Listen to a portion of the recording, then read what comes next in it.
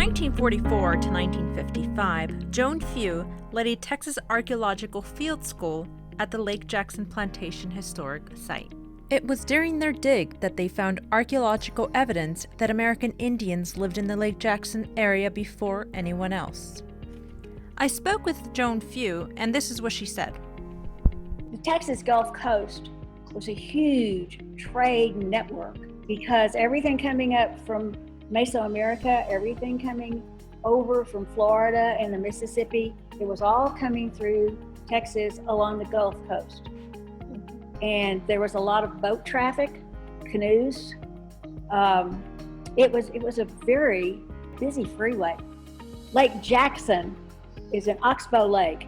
It is an old channel of the Brazos River.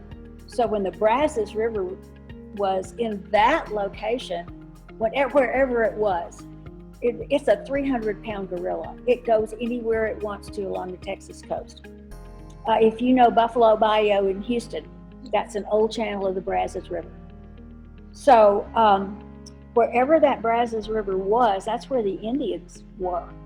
In doing the sugar mill, we came across a Native American shell midden, which was like their trash pile.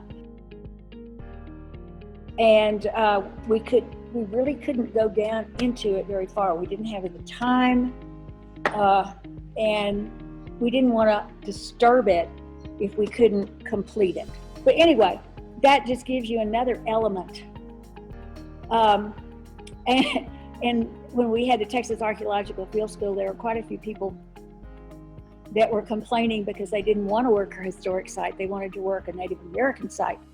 And one of those big complainers, I put him on Structure D because I knew he was going to find Native American artifacts under the structure.